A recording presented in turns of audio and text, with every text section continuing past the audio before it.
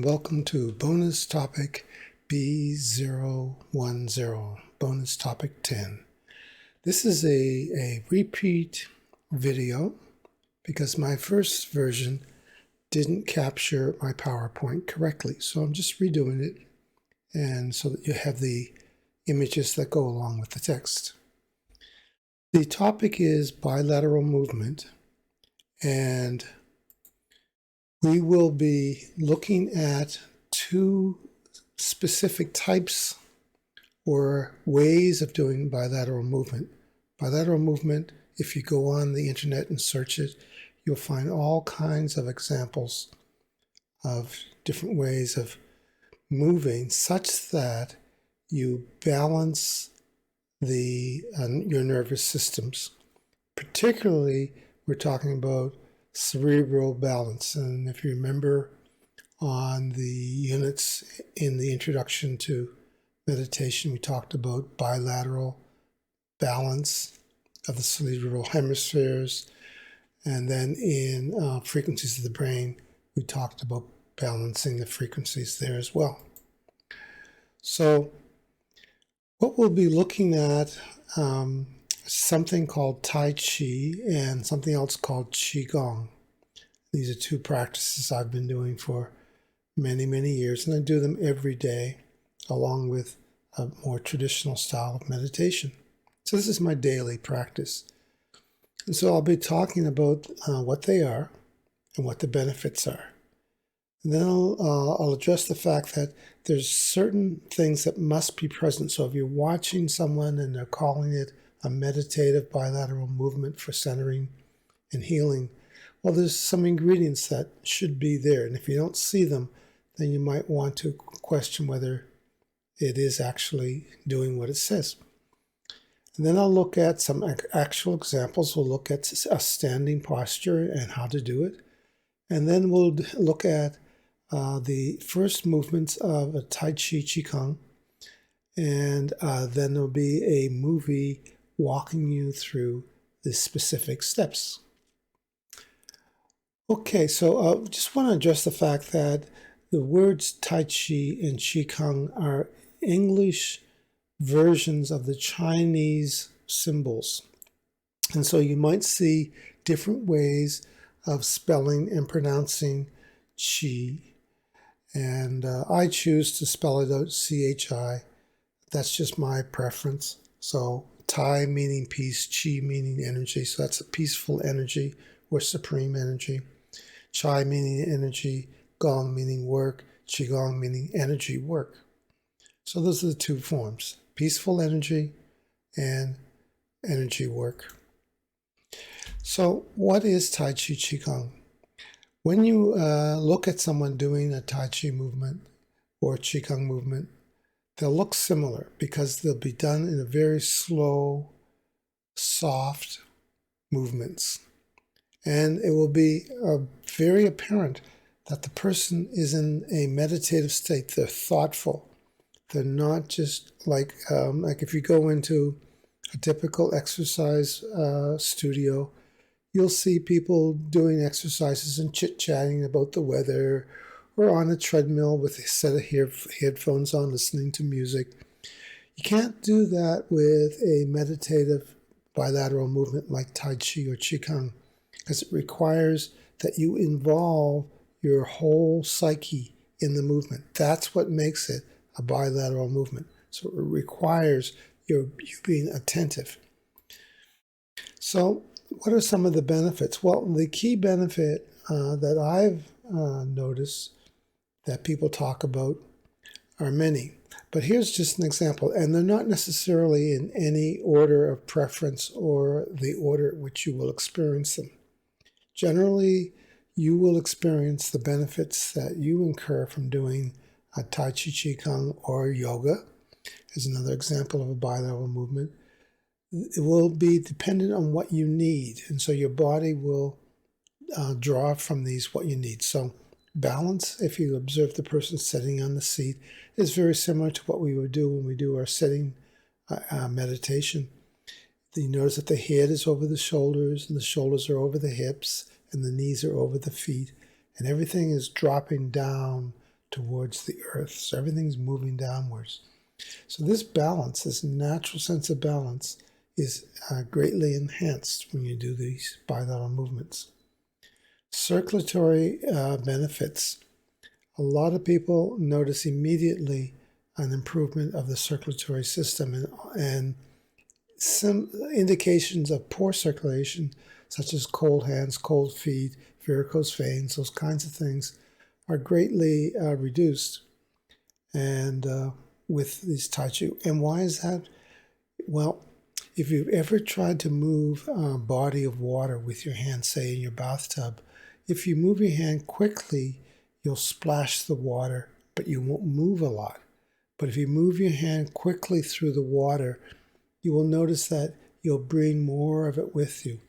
So by being balanced and being relaxed, moving slowly, you increase your circulation. And also, if you think of something being tight, it's hard to move a fluid through a tight block system. So if it's open and relaxed, fluids will move more easily. And that goes along with the flexibility. By doing these movements with no jarring motion, by not activating the sympathetic fight or stress response, your joints stay open. Remember, the two nervous systems, the relaxation nervous system, parasympathetic, and the stress or fight or flight response in the sympathetic. By not activating that flight or fight response, your joints stay open, your shoulders stay relaxed. And if your joints are open, it allows the synovial fluid to circulate properly, and because joints are one of the hardest things to heal, because they don't really have direct veins and arteries right in the joint. It's really just a cartilage and then the synovial fluid. Now the fluid gets refreshed and flows in and out. So if the joints are open and relaxed and you're moving them in a nice rhythmic, slow, gentle way, you will be circulating the synovial fluid, which feeds the cartilage of your joint. Relaxation, I've already touched on that, because we're keying in on the parasympathetic nervous system, you will be enhancing that system. Concentration is very important, because when you are doing these movements, they're extremely accurate. And to be able to do them with the level of accuracy required means that you must concentrate. So you're training yourself to concentrate. So this is sometimes called a brain challenge. And I notice people learning these movements for the first time, they get frustrated, and you can see it in their face. They get flustered in the face, they get energy flowing to the face, and they may even get this sudden laughter or anxiety. Now what this is a sudden rush of energy to the brain. Why? Because the brain is responding to this challenge by creating new neural pathways. Now this has been proven scientifically, it's been researched. I can give you citations if you want later, but it's definitely been proven that when you challenge the brain, and when the brain is in a learning mode, it actually lays down new neural pathways, which has got to be good. So overall, it's a meditative movement. So you could call this a meditation application.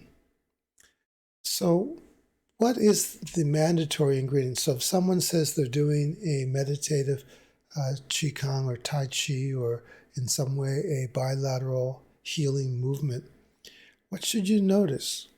Well, it should be slow. I've already talked about why the slowness is important.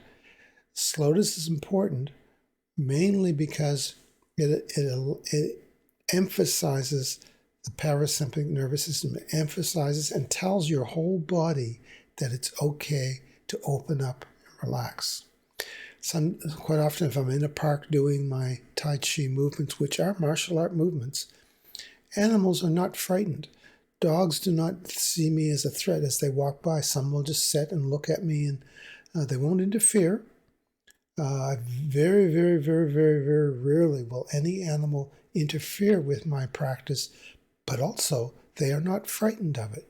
Because of the slow, soft movements, they read that as a relaxation, as a healing type movement, as a friendly movement.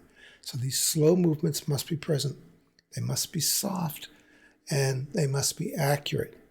So you will never see someone doing yoga or Tai Chi with a headset on listening to music or chit-chatting aimlessly about to someone else while they're doing it. You won't see that. The person will be in a meditative state. And I've already talked about these levels of a meditative state in the frequencies of the brain. You want to get out of beta. You want to generate more alpha and hopefully more theta brainwave frequencies. And you can go to that unit for more information. So let's talk about some ways of doing these. You can do a standing posture. Here's an example of a monk. He's standing. He has his hands gently touching near his abdomen. But you can have your hands just relaxed by your side. You can do this standing posture anytime. You can do just 1 minute of it, just like we do the sitting 1 minute meditation at the beginning of our Intro to Meditation course. You can do that 1 minute standing or longer. Quite often when I do my Tai Chi or Qigong, I either start it or end it, and sometimes both, with a short standing posture. So what are the ways to do this? Well, first of all, you notice that the person is balanced on both feet.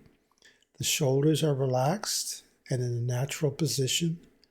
The arms and hands are relaxed, and you can let them drop by your sides, or in this example, the person has them just gently rounded and around the area of the navel. Very important to relax the chest. This is the heart and thymus area. So a lot of people have built up pressure in their heart and chest, so you need to let that relax. Now, I recommend with your eyes opened and with a relaxed gaze, just like we would with our detachment meditation with our eyes open. But you can do it with your eyes closed, no problem. Because of the Tai Chi martial art component of it, I tend to keep my eyes open when you do a martial art. So if your eyes are open, just look slightly ahead and down. If your eyes are closed, you can focus on your fuzzy dot. Knees unlocked, very important, very common for people to lock their knees when they're standing. And you can even just relax the knees slightly to encourage the relaxation. When you do this, when you unlock the knees, you may automatically notice that your lower back and the back of your neck relax at the same time. So your knees, your lower back, and your neck are kind of all connected. And in reality, every joint in your body is listening to every other joint. So if there's one joint in your body that is tight, all the other joints in your body begin to tighten. So relaxing some of these key joints, knees, wrists, shoulders, neck, very, very important. And finally, just as a wrap-up comment, the standing posture is in fact a detachment meditation, traditional meditation. And it's good to practice it. Do it for a very short period of time initially, maybe just for a minute or two, and then slowly extend it on for longer periods. You can do the posture in a sitting position too. So this is similar to if you've been doing the 1 minute meditation sitting. But in the same example here, you see someone standing and someone sitting. This is sometimes called a wheelchair posture. You can do, if people who are in a wheelchair can do this as well. And you can do the entire Qigong Tai Chi movements in a wheelchair, no problem. And I teach that. So exactly same here. If you look at both these people, they're balanced. And both feet on the floor are balanced. And the person sitting, notice that they're sitting on their sitting bones and forward on the chair, not on the back of the chair. Arms relaxed, chest relaxed, eyes opened and relaxed, knees unlocked, and doing the detachment. So this is the same as the standing posture. right? Exactly the same, except you're sitting. So let's talk about the first movements of the Tai Chi Qigong. This is movement sometimes called the opening, okay, the commencement or opening movements. Standing with the feet close together, arms by your sides, palms relaxed. In this example, you see the person opens the feet, shoulder width apart. Notice that the feet are just below the shoulders, okay? Then in number 3, the person slowly raises both arms equally with the palms gently facing out. And then in 4, the person relaxes their knees, relaxes their elbows, and gently pushes down with both palms. So what we will do a little movie. This is a video that I've made at St. Mary's University. We have the first set of movements. So this is movement number 1. Just follow along with me. I will do the movement first, and then you'll see me instructing a student in how to do it. So enjoy these. This is movement number 1.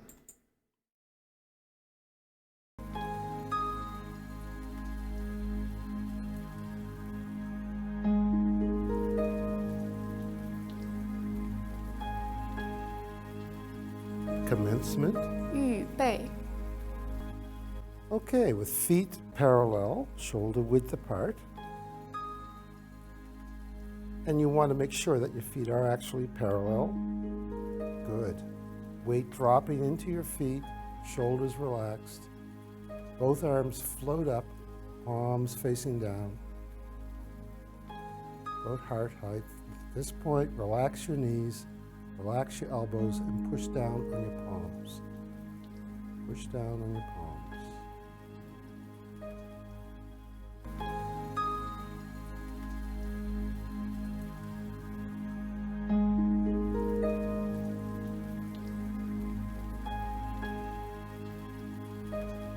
Well, I hope you enjoyed that, and practice some Tai Chi on your own.